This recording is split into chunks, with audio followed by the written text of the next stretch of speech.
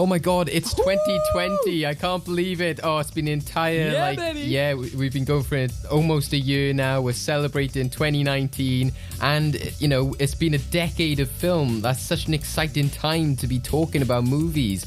And I'm so glad that we're celebrating it today on this episode, Craig. This guest list is amazing. I can't believe it. We've got so many people in. It's such a fun party. Oh my God. We've got the Real Experience coming in. We've got Joe and Dan. We're going to be able to see Kelly and Matt from they appeared in the first episode. We're going to be seeing Erin again, and she'll be in person this time. It won't be over Skype with that terrible audio problem we had. Yeah, thanks Facebook. Yeah, exactly. And I can't wait to see some of the other people we've managed to get. I know Doctor Who gets filmed in Cardiff, but the fact we got Bradley Walsh, I am still amazed by that. It's so good. What time did you tell everyone to get here? Wait, what? The invite you put out. When did you tell everyone? And the invite I put out, mate. I don't deal with booking guests. That's always been your thing. I know, but we said for this one, you said specifically, I will take control. What the hell, man? You always take over the guest. No, you were doing the guest this time. Why would I think that we have Bradley Walsh in the cast of Gavin and Stacey? I'm not Facebook friends with half these people. You are friends with these people. I'm not Facebook friends with Ruth Jones. I just thought you were telling. Where did I get that from? I think you said we played together. Oh my God, this is exactly like that. How about the time we just sat down and acted that Well, good movies.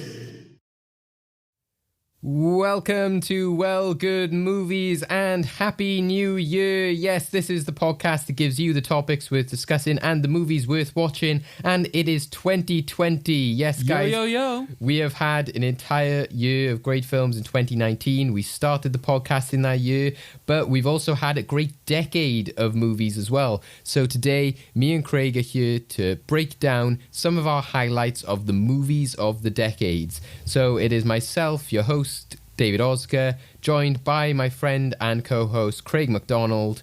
And yeah, Craig, how was your Christmas?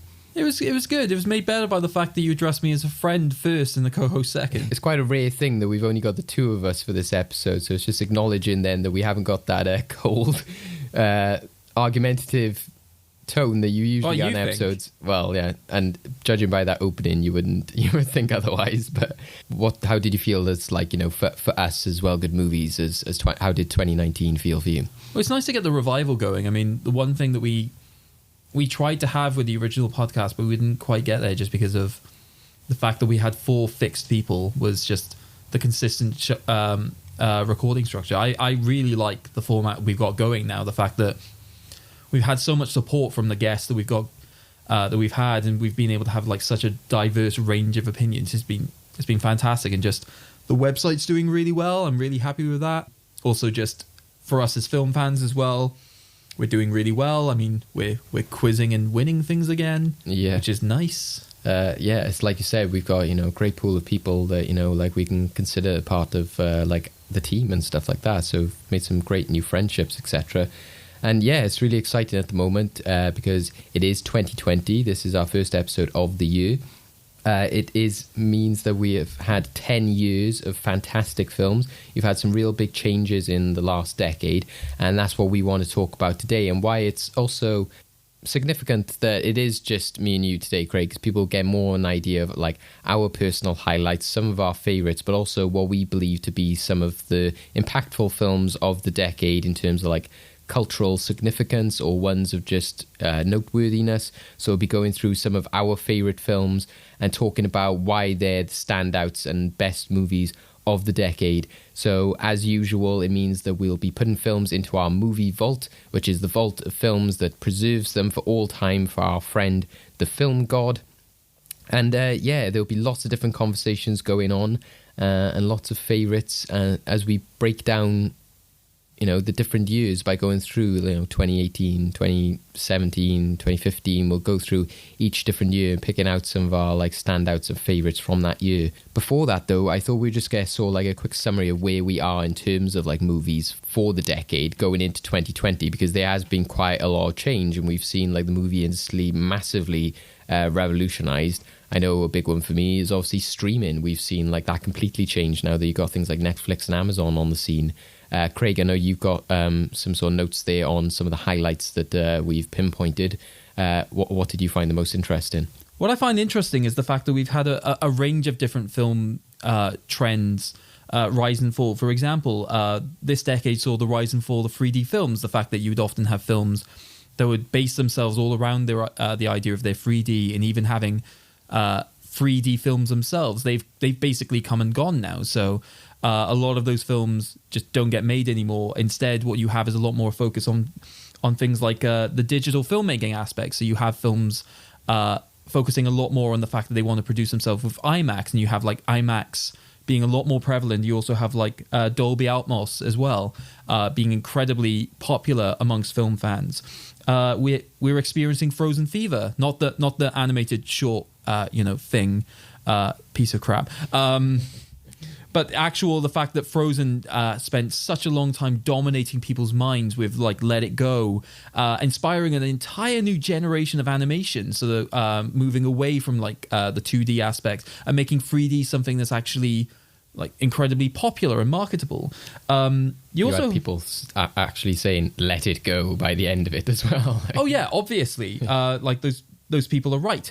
The fact that you're seeing a lot more diversity in film these days, but also not just the fact that you get diverse films, the fact that you get really prominent stories, which I'm sure we'll be talking about in this episode, but you also get incredibly strong movements. So you have the idea of like Oscars so white, so looking at like the race relations between like the Oscars and different minorities and how they're represented within film.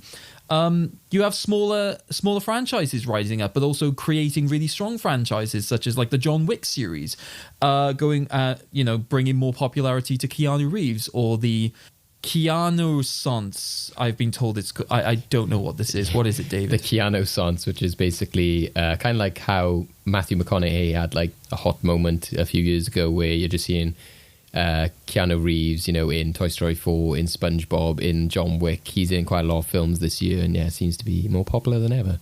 Yeah, and also he's just an incredibly lovely guy, so he deserves the popularity from it. What else is happening? Oh yeah, Disney buying things. They're buying everything. They have Fox now. Yeah. Like literal Fox. Like when Disney Plus comes over here in about a month or two's time, much content on that platform that you could pretty much just watch anything at this point. Also, in terms of like other cultural movements within film, I think there's two that need to come up. One is the idea of we've had certain movements such as like Me Too coming up, which is also looking at diversity within films, but in terms of like actual treatment of actors. We've had several stories from people talking about their experiences, and it seemed to like basically the downfall of certain producers now. Like Harvey Weinstein will never work in this town of Hollywood ever again. But also the fact that you now have like a lot more films looking at society, such as say Joker has had an incredible impact looking at how different people act within society, and you have this meme alongside it of "We live in a society." There's just been a lot going on in these 2010s, and I can't wait to see what 2020 brings. Yeah, exactly. There's been massive changes, and I think, like you said, technically in the way that we make films, but also the types of films that we see, which we'll be talking about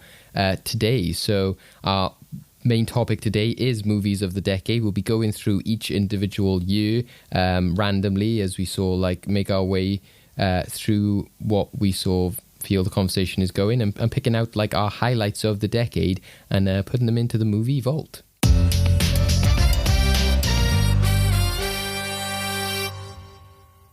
So we're not going to go in any particular order on this. We're just going to sort of go in and see where the conversation flows in terms of the different years. I think personally, there's a few different years which I could pick out from where I would want to go. But I would say 2015. Oh, 2015 is by far the strongest year for film. Yeah. So in terms of this decade. Yeah. I think, and mad that it is like literally like the middle point of that. But I think, 2015 had some massive films, but also in terms, even though it wasn't just franchises, it was just some real standout different films. It wasn't, you look at other years, like I looked at one of the summers, it might have been 2016, and it was just literally like sequel itis had struck that year. It was crazy looking. Even when we were in that year, I think it was mad. But looking back on it, it was crazy as well. But 2015 for me was such a great year. And I think, when we originally were doing Film Talk back then with our friends Chris and Dale, and I think then we sort of did like a highlights of the year or best films. And my favourite film of that year is still now the film that I'm going to mention now, which is Mad Max Fury Road. For me, it does encapsulate so many aspects of the decade, in the sense that it might have not been the most financially successful film, but it certainly changed the conversation. You had big awards buzz. It took home loads of awards, and it might not have taken any of the the big awards home, but that film really made a sort of impact for film fans and for movie fans. So even though general audiences might not go on board with it, we saw the very best of Charlize Theron and Tom Hardy.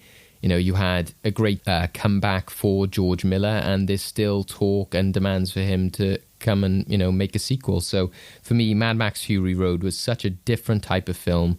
It was such a roller coaster ride of a film. And again, it's just so visually striking. That's why it stuck the test of time for me, because it's visually, it stands out.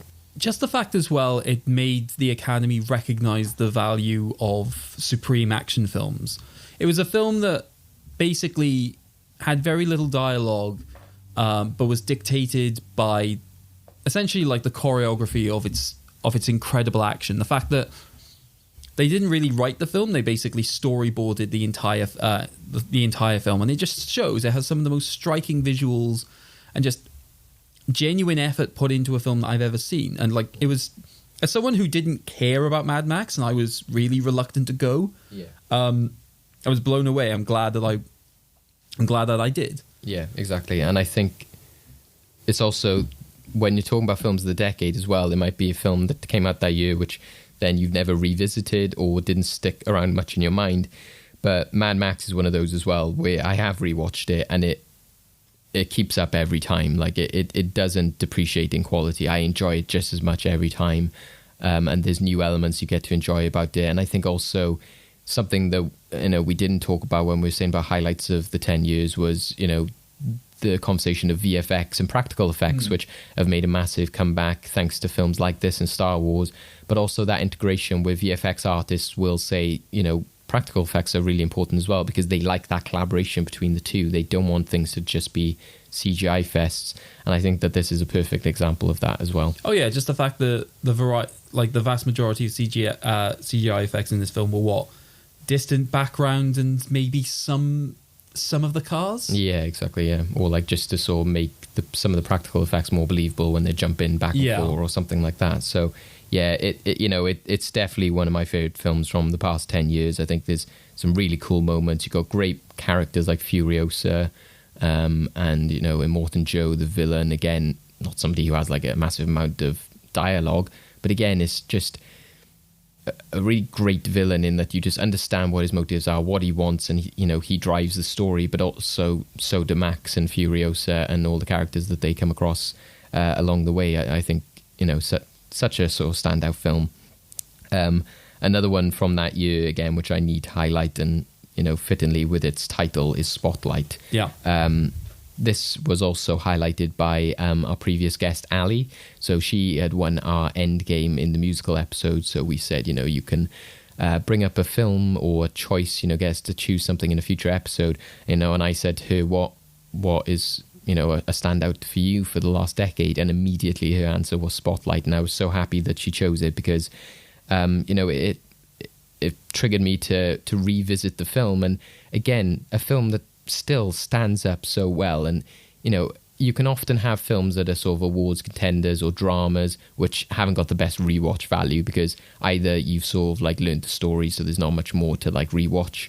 It might just be depressing, or it might be dark. And what I really appreciate about this, when I watched it and when I rewatched it, is that it's really a film that highlights the importance of script and editing and character and the way you place things into a story. A lot of the times these award films can be dictated by things like performance or the style of directing or the choices they're made. But I think this is a real good example of why a script is so important, because they keep you interested and engaged throughout the entire story, even though really it's only, investigative journalism could, because it's such a drawn out, stretched out process, it could be quite boring. But they really make it interesting by having you almost become a part of the team, as they're discovering things and as they're getting new information, you're like, oh my God. And I think what I most appreciate about it as well is that they make it so that they're talking about, the Catholic priests molesting young children, etc. But the story is about how they broke that and how they told the world. It's about the newspaper. It's about how they break that story, how they tackle that issue, and as they say in the film, take on the system. Yeah. For me, I commented at the time when I saw the film that I think one of the greatest things I found about it was also the sensitivity towards the issue. Right. I think they did a brilliant job at telling the story in a way that was also not necessarily demonizing to the point that you'd expect.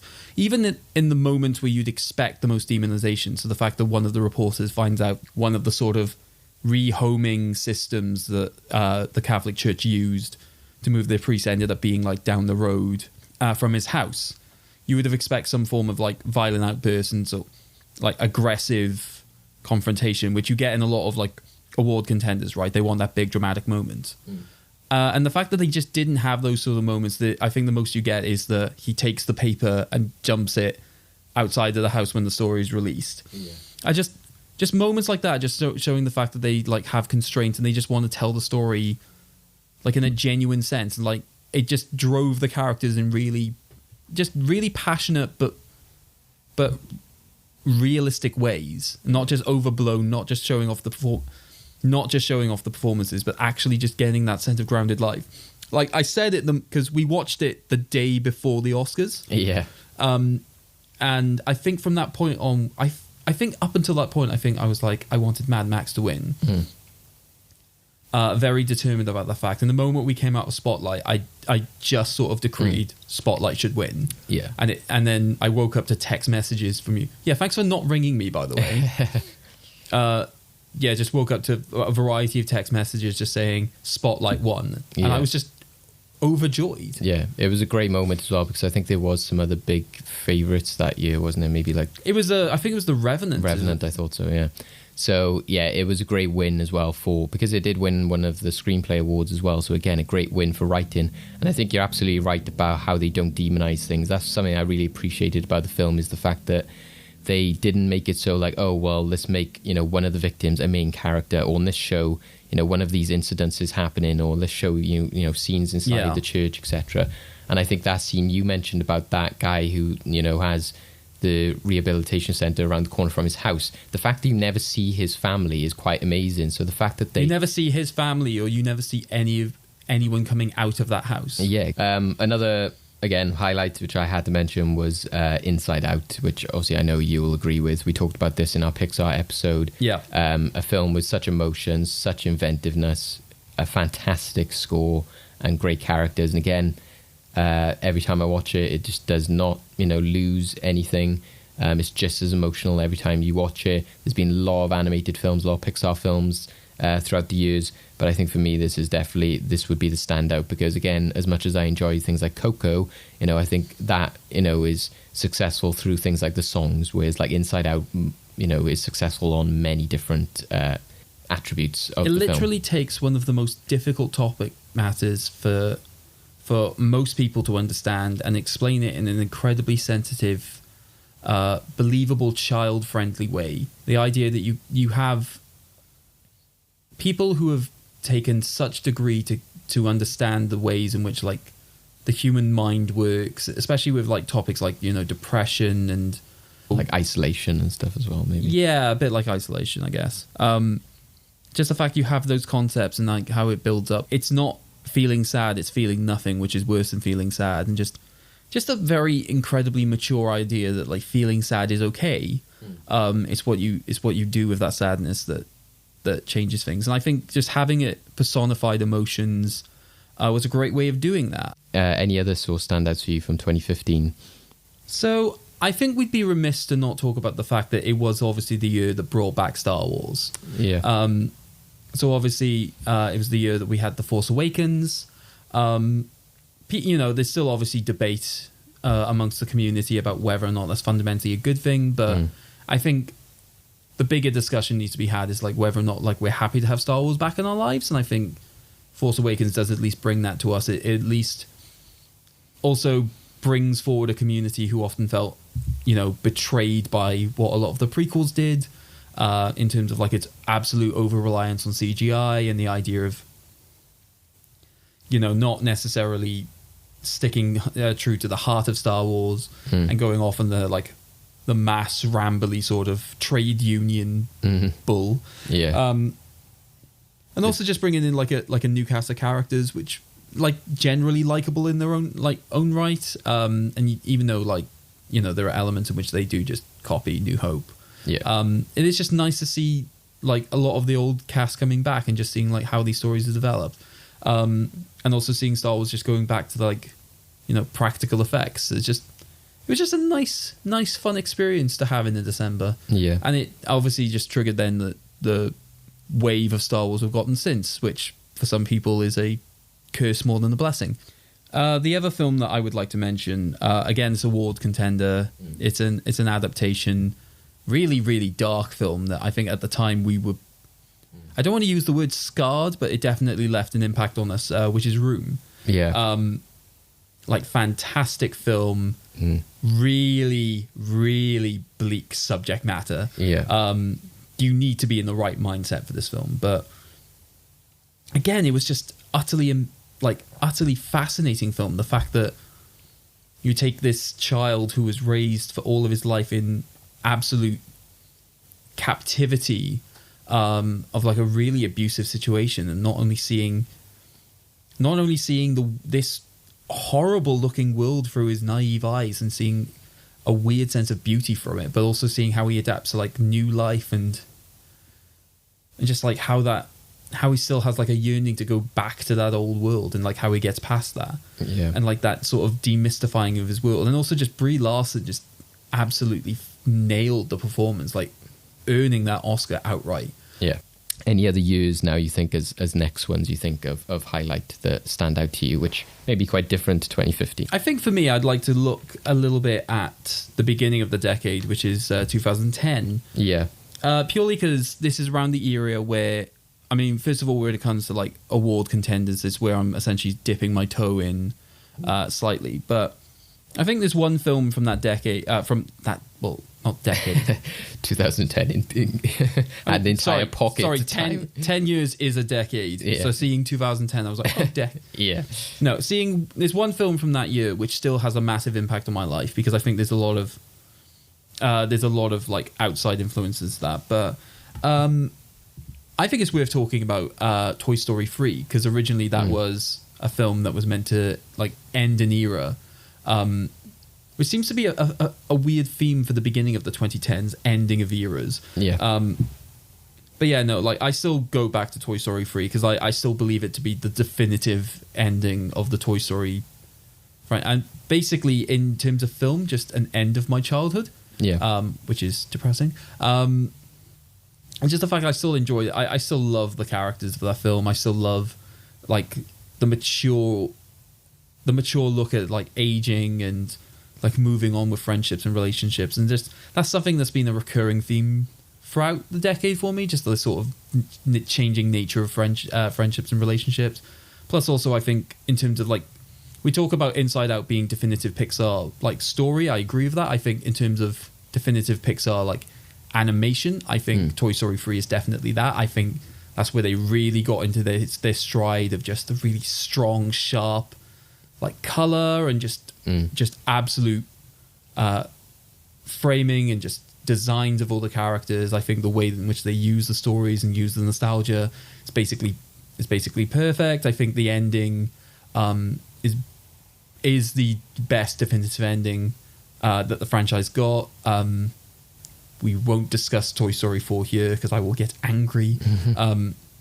But yeah, no, it's one of the films that had like a massive impact for me from that year. And like I said, just yeah. Yeah, I think in some ways it's talking about Toy Story 3 though. It's still worth a small mention of Toy Story 4. I think that I can still look at Toy Story 3 as a definitive ending because I still feel that Toy Story 4, because it didn't have much of a story for Jessie, Mr. Potato Head, etc. I still see 3 as that accumulation of like, the gang, etc. I agree with that. I just think in terms of like what happens with Woody, it's still very much up in the air in terms of like whether or not I accept his final outcome, if that makes sense. That's fair. I think what's also strong about it, like you said, in the vividness of the animation and the story, is that, you know, you can't get a better representation of Toy Story when you're in a daycare center, and the filmmakers, you know, said themselves, you know, we wanted to take this chance to really have a big colourful cast, so, you know, like epitomizes when they get there, like new toys, and you've got all these different characters and toys you can look at. And every time I watch it again, I'm sort of looking in the background like, oh, what toys over there, what toys over there? And you've got like the sort of like villain gang, and again they're made up of completely different characters. So you look at Toy Story 1 and 2 and, you know, you get, you know, your Stinky Pete and Bullseye, and different characters are introduced, but you never get that entire sort of like world of characters introduced like they did. And again in Toy Story 4 they didn't do that really either. So, and I think that's what makes 3 unique, and also the fact it's essentially a great prison escape movie as well. Also just kind of terrifying because they have characters such as the monk. Yeah.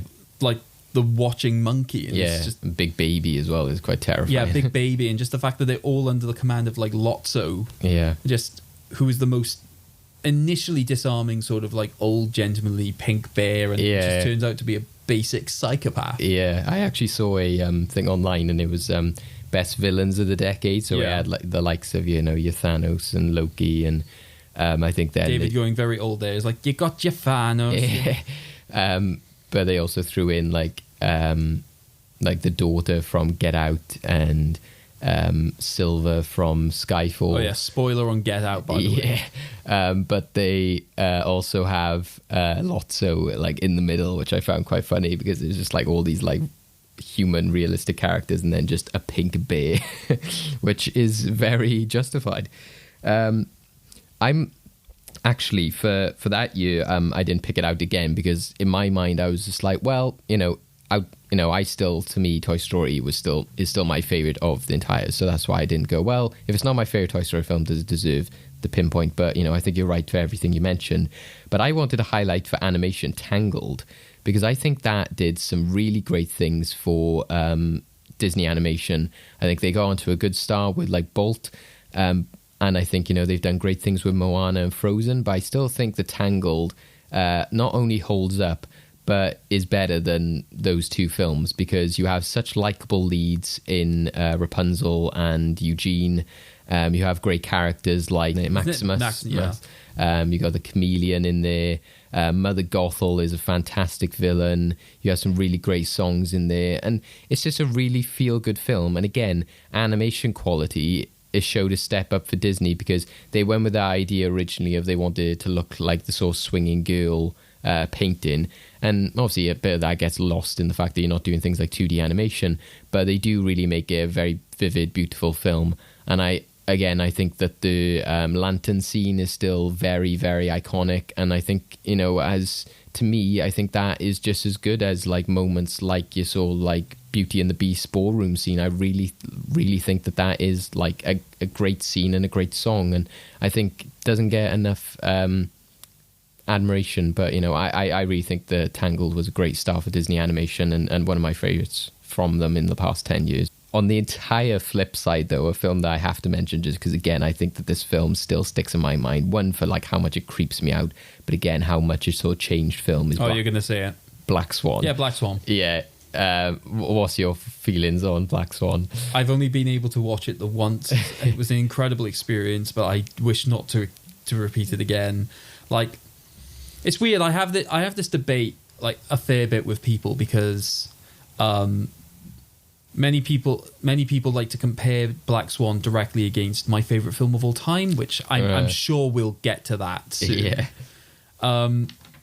Like, I think it's incredible what they do, and I think Natalie Portman like absolutely nails the performance. But my God, the elements to which they go with the psychoanalysis is just incredibly disturbing. But but also just poignant. The fact that they use these visual effects, the fact that you have the peeling away of the skin to reveal feathers, and just I can't deal with it talking about it. But at the same time, it's just perfect allegory for what the wrong kind of drive will do to you. And just I think they visually pull it off really well, and just it's one of the most excitingly shot films I've seen as well. Just the fact that obviously the way they have to edit it all together with the dancing, it still does it in a very disturbing but still dramatic and glorific. No, that's glorified way. Not glorified. Triumphant, I think is what I was trying to say. I don't know how that works. Yeah, just the fact that you have like all of these images, and just the fact that even the final scene alone, just there's a lot of glory in this idea of just pointless harm. I think that shot of like Natalie Portman sort of like turn into the screen with sort of like the red eyes and the sort of like pure black swan look is very striking. And I think the end of the film is a perfect sort of like finale for that as well.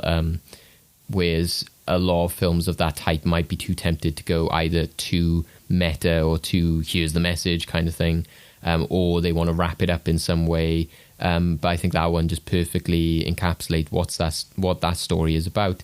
And yeah, it's just very, very much stuck with me as not only as well, like you said, a film that you go, well, is that my favorite film? Does this deserve recognition? It's always stood in my mind of, well, there's my favorite film, like your Tangles and your Toy Story 3 because you enjoy it. But there's the films that you have to say, well, I think that is one of the best because of what it achieved and what it did. So it's those different categories as well. I'm going to go for 2012. So I think there's quite a lot of films that sort of made quite an impact in that year, and there's quite a lot of big films, big franchises. So again, in terms of ones that I sort of say are like standouts, it's actually quite difficult because in some ways other films have come along and trumped those or derailed other ones as well in some ways. So they've actually done good for the original film or they've done bad for the original film. So I'd probably say that the one film that isolates itself from the like did bad things for that film is Avengers. Yep. But in my mind, it was hard for me to sort of like pick it as like I want to talk about this film and analyze it, because even though the nostalgia and the originality of that film still stands out to me that I'll always love it, I think it's then hard to sort of like talk about what makes Avengers great when you know that Age of Ultron, Infinity War and Endgame steps it up so much every single time. And I also think that they are personal favourites in the Marvel Cinematic Universe that we can go on to for other years, but I think it's of note of what they did in that film. Yeah, I think it's important to acknowledge the fact that it's the one film that had to succeed in order to be able to solidify Marvel's position as holding this cinematic universe, because it was the most ambitious film crossover of all time. I realise that's a meme, and I'm sorry, but it was the most ambitious crossover of all time, and I think it is worth discussing about the fact that it just did succeed. They had, even though like other film formulas do it better, so I think like obviously with each Avengers installment we generally get something even stronger, with Infinity War being my personal favourite of... No, sorry, did I say Infinity? I meant Endgame. Endgame, yeah. Sorry. With the one but last being my personal... Yeah, sorry, Endgame. Yeah. It was the end of the Infinity War. Like, you can see where I got confused. But I think it is important. I think I can recommend the film if literally it does if it does something that warrants like a greater existence, right? So so David will know this story, but I'm just telling you, the viewers, also reminding you that David lost his competition I'm about to talk about. So when I did movie fights at Cardiff University, one of the debates I had to do is what is the most rewatchable film of all time, and I argued it was the Avengers, because with the ever expanding MCU and the desire to constantly go back and rewatch films to basically make sure you're up to date with everything, you have to go back and watch the Avengers and just see like how they brought all these people together in the first place and how they built upon the relationship of those characters. And just so for me, even if it is not necessarily the best, it is going to be the one that I talk about a lot, because it's the one that basically made it all possible. I think any achievements that say Age of Ultron, Infinity War, Endgame get is because of this film. So I think it's worth discussing. Yeah, and I also think that like the Battle of New York is still such a standout moment. So even though they amp it up in every single film that they got, I still think that the Battle of New York is still one of the most exciting action set pieces you've Absolutely. got, because you've got great achievements in that film, such as like the one shot that they do going through the city, and like you're on the back of the space whale thing where like Thor, and then you go down to the ground and it's Cap and Iron Man. You know, I think that shot alone took like a year for the VFX and practical effects people to come up with. So you know, I think that is noteworthy as well. Quite a different film that I was going to mention from this year. It wasn't originally one that I picked out, but our friend Kieran Williams, who's going to be on our next episode, sort of highlighted this one because he sort of triggered the idea for having the movies of the decade when we were talking about future episodes. And I think it is of note once he brought it up, because I enjoyed it. I enjoy elements of it in terms of the soundtrack many years later. I know you enjoyed it. And I think, again, you know, sort of saying, oh, one of the best films of the decade is a bit bizarre maybe. But I think there's a lot of noteworthy things, and that's Cloud Atlas. Yeah. Because the achievements that they make in that film are great. The fact that they have so many actors play so many roles and transform themselves. Like, I'll never look at Hugo Weaving the same after playing like... I'll never look at Tom Hanks the same. Yeah, and is it Hugh Grant, I think, plays some bizarre... Or was he... No, maybe... Is Hugh Grant in that? Maybe I'm thinking of Hugo Weaving. One of the characters in that film you saw watch throughout, and then at the end of the film they show you all the characters they play, and you went, oh, that was Hugo Weaving as well.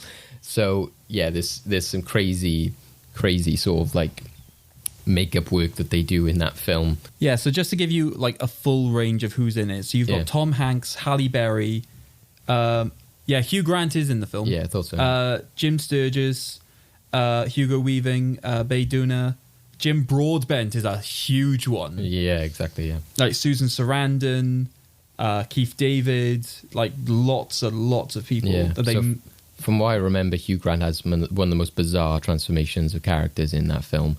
And yeah, like I said, it's just, you have to appreciate it for the boldness of going from literally like, you know, thousands of years apart in terms of storytelling, managed to link it in. And yeah, it's a very long film, but also has a very nice and beautiful soundtrack as well. And if you want a soundtrack, like I said, I made the recommendation of Room, but the end credits music is really nice, and really nice actually to put you to sleep, not in the way that it's boring, but it actually sort of like transports you away, sort of like in the way a calm app might do. Yeah. For me, before I can have any like further discussion about this film, because I did genuinely like it. Yeah. I know that a few fans of the original book didn't.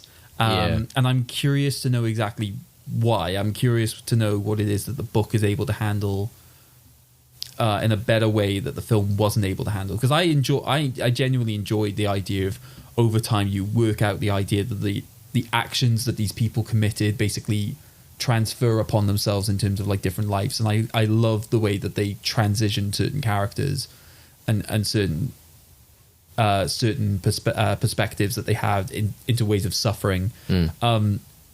I genuinely really enjoyed it. And the idea of like somebody could be good in one life and bad in another, and that kind of stuff is quite cool. Yeah, that's the idea of like reincarnation and suffering, right? So yeah, but maybe that's in the book, is the idea that it's more like chapter based, that it is just that entire storyline, then that entire storyline. Yeah, possibly. I don't know. But yeah, I think it's noteworthy for like how much it does for sort of like, again, practical effects and makeup and actors and all that kind of stuff. Some other sort of like shout outs, I think, like Wreck-It Ralph is great animation, which has been like ripped off in terms of like things like the Emoji Movie, which is horrible. But Wreck-It Ralph did a great job of having a really inspiring story, a really sort of nice sort of like angle, great world building. Also, just shout out, because I don't think there's going to be many times that this genre comes up in this discussion, but I just want to give a shout out to 21 Jump Street, actually, for comedy, because comedy doesn't really get that much highlights, especially these days, because a lot of them might just go to streaming. But I think the fact that it made a 22 Jump Street And when you look at a lot of the films from the past few years, you look at things like the Muppets and the Lego movies. A lot of what works about those films is the meta humor that they use. And 21 Jump Street, I think, is the most successful at that. So even though I always enjoy that sort of like meta humor, 21 Jump Street is the best of doing that idea of like, right, I'm going to give you like, you know, your task. You're going to go infiltrate this high school, and, you know, going through the tropes of that. And obviously 22 Jump Street goes to the extremes of that, of showing the end credit scene being an entire sequence of like what the potential sequels could be after it. But 21 Jump Street, I think, is a highlight because it's small scale but also big scale. It has some great sequences. Spoiler, but like the Johnny Depp cameo still shocks me to this day. You know, I think there's great chemistry in with Jonah Hill and Channing Tatum, which I don't think we see enough of these days. You know, again, you've had loads of great comedies like This Is the End and stuff like that, but I think this is really where they sort of like hit their peak. You have like great comedians as well come in with Dave Franco, who is also great in Bad Neighbors, or Neighbors as it's known in the US. And yeah, I think even also if you look at something like, which I didn't jot down for 2010, but it's a bit of a stretch for like a movie of the decade, but I did want to mention Get Him to the Greek. Yeah. Also featuring Jonah Hill. But again, it stands the test of time in the terms of like the songs are so great in that. Like things like African Child and Furry Wall are just like bizarre, crazy songs, but still quite relevant today in terms of like some of the pop music. I'm surprised you didn't mention the clap. Well, you know, like, what my point was there is the things like African Child, you still get some songs which try to go down that sort of like angle of like, this is too preachy, or like, you know, look at me being all artistic, etc. Whereas, yeah, I think the clap is more reminiscent of, like it is in the film, of older good rock songs, etc. And also to me as well, I'll still never forget watching that film and how much I was like, there's not many times where like a comedy does get you burst out laughing in the audience, but that chase scene where the furry wall thing happens and they're running down the road, and then you know, they the manager gets hit by the car, etc. Great moment. And again, that's where I find the 21 Jump Street and all these films sort of go into that pool of great comedies, which is sort of like really off the wall, have great actors in them like Jonah Hill, etc. And, you know, I think is worthy of note. So moving on to another year. Yeah, I'm going to go actually for the next year, because I think this will be for me. We've gone Avengers and stuff like that. This is quite franchise light. And I think the one you need to mention, and we're going to be unified on this, is Philomena from 2013. Oh, definitely. One of, you know, like our favourite films from the past 10 years. And again, that experience of watching Room is very much the same as with Philomena. It just struck and hit us on the emotional level. Yeah, but I think what Philomena does stronger than Room is that while Room goes for incredibly overwhelming emotion, there's a lot more light in Philomena, which makes it a more generally charming film, and a lot easier to get through, so that when the actual darker, more depressing elements do come in, it's a lot easier to sort of bear. And I think, again, it's another film that, like, I'll say this a lot about like biopics, because obviously like we end up talking about them a lot, but one of my general favorite things about biopics is when you come out of a film having like a great deal of respect for a person. If Philomena Lee was exactly the way she was portrayed by Judi Dench, she is just somebody I would happily sit down and have a cup of tea with and just let her talk about whatever she wanted. I mean, some people like had gripes at how like Irish stereotypical Judi Dench was. I disagree with that. I think from what I've read, Philomena Lee utterly loved the performance, but also just, it was just like a great breakdown again, like looking at like a problematic structure and just looking at like how it's hurt people, but also just doing it in incredibly like soft way, and just the music. Yeah, it's great. I can't listen to that score without welling up. Yeah, it's Alexandra Desplat, I think, isn't it? Yeah, he does a fantastic job. It's also so soft and light. It's such a great example also of when you get so a lot of problems, like you said, with biopics is you can also have the like, oh, well, that didn't really happen, that's played up. You know, it's based on a book. The fact that you get like a lot of elements that are maybe played up, like the interactions between Philomena and Martin, You know, whereas like they said in interviews and stuff, like, oh, was it really like that? It's like, oh, well, you know, to a degree, but obviously the film exaggerates it. But I think I was looking at this with The Imitation Game when I was looking through other films of the years. And I think it's those justifiable moments of being like, well, that didn't happen, but I'm fine with that being there because it makes the film work. You need to make the film work as an hour and a half or 2 hour movie, not, you know, 3 months in America or whatever, like the reality was. But it also, if it's going to, even if that wasn't if that sort of back and forth relationship or the tension between them wasn't an aspect of it, it's something that works so well in this situation. And also because, again, Steve Coogan, you know, he's like, it's not like other films where you see your likes of your Stanley Tucci's and your Brad Pitts and, you know, your typical awards contenders. Seeing Steve Coogan on there and absolutely nailing it, but also bringing in a lot of other elements because, like you said, with Room, that very much goes with the one or two aspects of that film, but this works on so many different aspects. It's got, you know, the sort of journalism side of it about him like questioning what he's doing. You got a bit of like what you got in Spotlight when he saw like outbursts, you know, like this was, you know, people's children, what were you doing, you know, why are you not more angry at this nun? You've got religious stuff, you've got like LGBT stuff with her and like her son, etc. So, you know, there's lots of different levels. I will say, as much as that is a good element, that is obviously the most underplayed element of the film, which actually works for its favor. Exactly. So yeah. I just wanted to make that clear in case people just thought like, it's just shoving in loads of social issues together. No. That's what's great about it is that it's done in a very understanding way. In that she finds out that her missing son was gay and was just like, I always knew, and just incredibly accepting, despite the fact that. Well, I shouldn't say despite the fact that she's a Catholic woman, but I think that's the strongest thing about it as well, the way they actually portray her religion. Even through everything she's been through, she's incredibly devout to the ideals of the religion, not necessarily the structure, which is refreshing. And I think that was like a good element of debate between her and like Martin Sixsmith, just the element of that character. Can I also just recommend go and read the book? Because the book... does cover like a lot of elements that don't get shown in the film because the book goes more into like the actual lives of the children once they're actually in adoption. And that's fascinatingly but still again depressing story.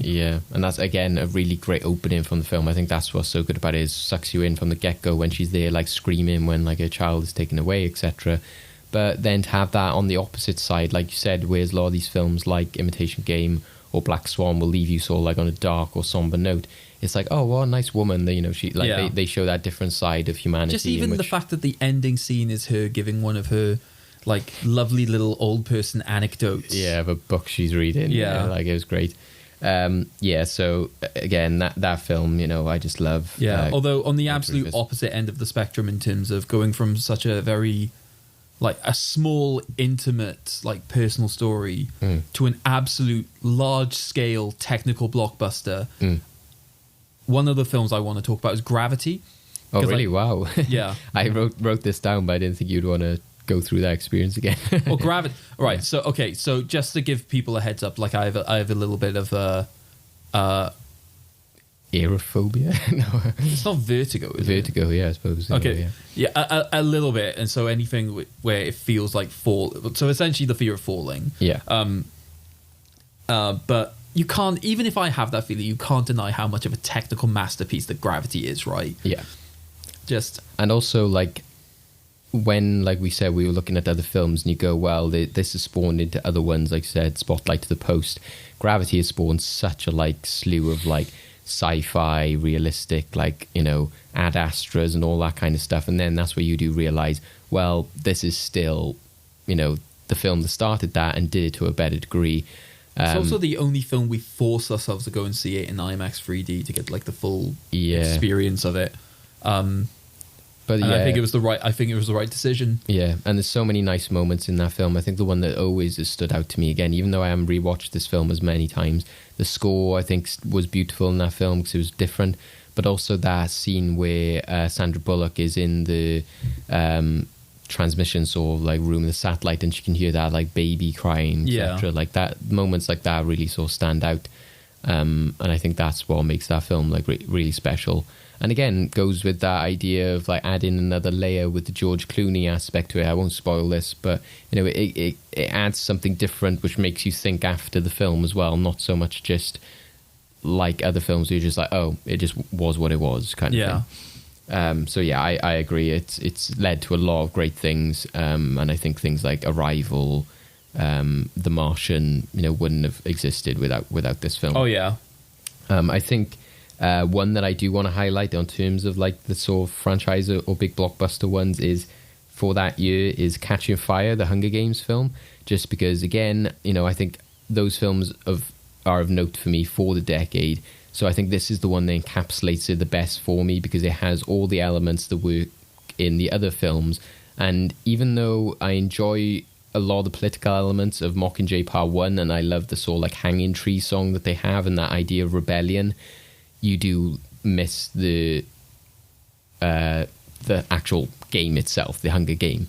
So that's what Catching Fire does so great, is that you have the great elements of the capital, you have the lavish lifestyles of the rich people, you have the trauma and the darkness of what came before. So even though the first film does a great job of painting this like dark image of like these people who sort of like live lavish lifestyles and put children into a death game, the Catching Fire really builds on that by then showing, well, what's the effect on those communities that lost those people. So having like Katniss go to the district where Rue was from is obviously going to be very traumatic for her. You see that they have to live like, you go to the victor's house and it's just this sad little cottage like which is all filled with snow. So again, it shows what a great job they did of this cinematically. I think they made like a really striking film. I love sort of dystopian future stuff. I always find it really interesting. President Snow is a fantastic character. I think Katniss is a great character.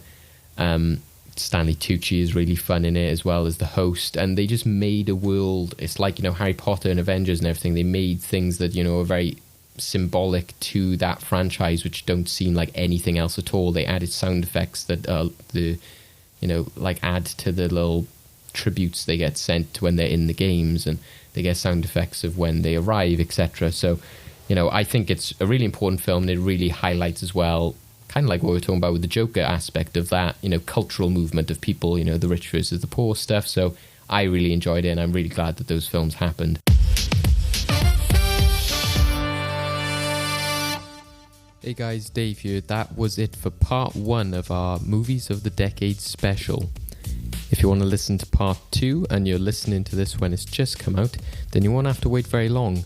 Or if you're listening in the future, then just jump over right now and you can hear our thoughts on our best movies of 2014, 2016, 17, 18, 19 and 2011. You'll also find out what films we put into the movie vault, and you'll listen to our always fun endgame. Catch you on part 2.